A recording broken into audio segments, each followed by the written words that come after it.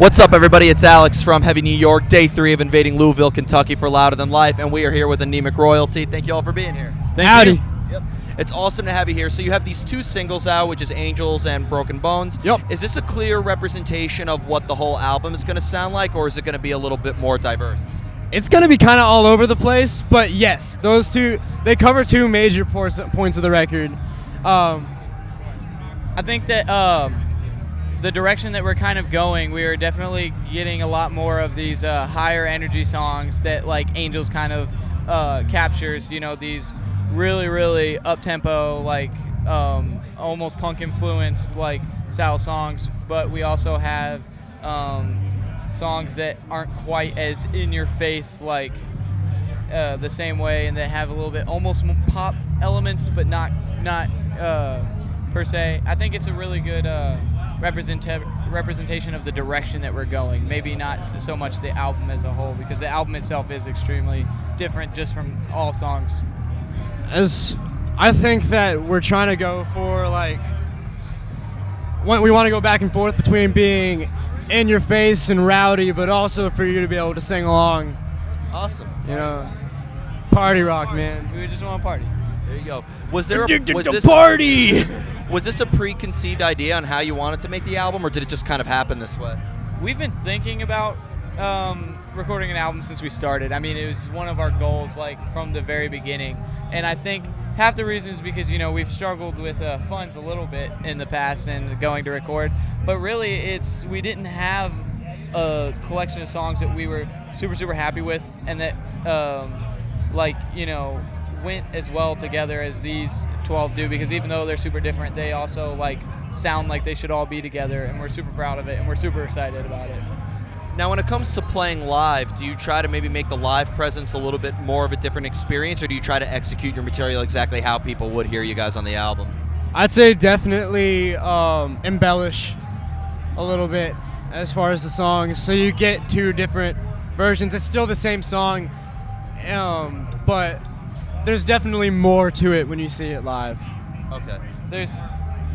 We like, you know, to add these things in the studio, but we don't like, you know, we'll add a random, you know, piano, just drone note somewhere that, you know, sometimes we can't execute live. But we really like to, when we are recording, we like to think about playing it live, and we want to make sure that we can still perform the song live with the same energy and with the same like effect, because, you know, there are some bands or some artists where, like, you know, you listen to their live, you listen to their recorded music, and then you see them live, and there's something key missing that's in that on the record, and it's like, you know, we want them to be different and be completely different experiences, but we don't want to lose anything in either of them.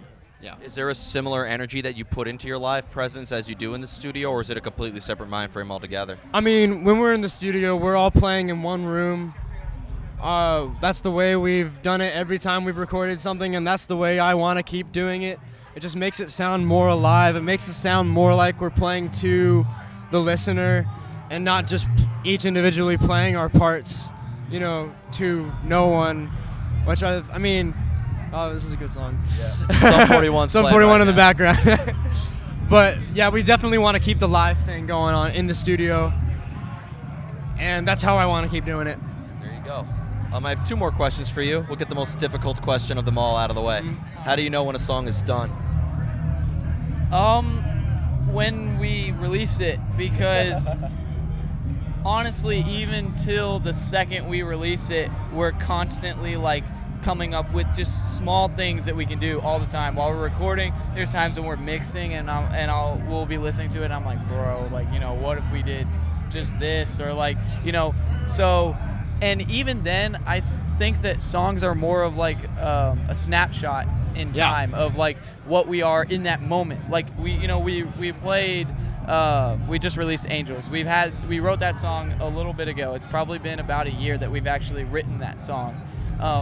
But even today, there's small things that I did even in my playing that that aren't on the record, because, you know, I'm constantly coming up with new things, and I think the songs change over time, so I don't know if a song ever really is done. I mean, I finished lyrics to one of the songs we played this morning. There you go. There you go. And the final question I have for you is that you guys are from Louisville, Kentucky, right? Yep. We are. Yep. So I Louisville actually, proud. before the festival, interviewed a great local band, one of my favorite albums called In the Clear. And, they told me that there is a bit of a happening scene in Louisville. Is there like a scene that you guys always play out at? yeah. Like I know that Headliners Pub is like a cool venue, but The scene here is so diverse, and there's so much going on all the time.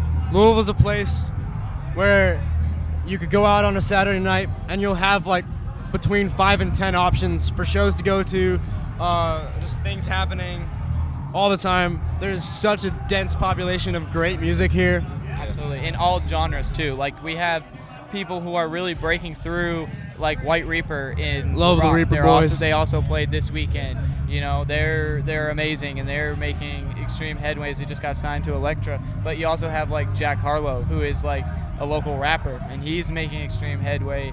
And you have bands like Girlwood, who came out of like the local underground punk scene, is like completely taking over. And even to like the local shows. You talk about these local shows and underground shows. Like there's such a like a family aspect to all genres in Louisville that's really cool to be a part of, and we want to dip our feet in as much of it as we can. Anybody who wants to listen. look at Knocked Loose on how they got, Yeah, absolutely. The hardcore scene is another big one in Louisville that's like awesome. They have the LDB Fest. LBD Fest every year. That's like national acts and local acts. Same with LRS Fest, which we're actually playing next weekend.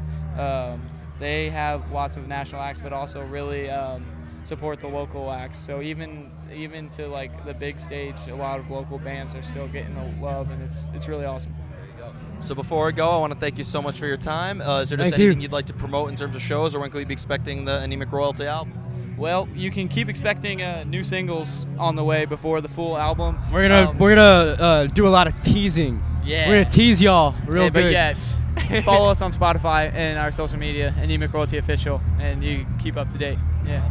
As far as shows go, we got LRS Fest, and then we're gonna be playing. Anyone in Louisville watching like house shows, be looking out because we're gonna be playing a lot of house shows. They're fun. Awesome. So yeah. Awesome. If a house burns down, I know it'll come look Yeah. for you guys. Thank you guys so much. Everybody, we Thank are here you. with Anemic Royalty, new music coming very soon. This is Alex from Heavy New York, invading Louisville, Kentucky for Louder Than Life. We'll see you next time.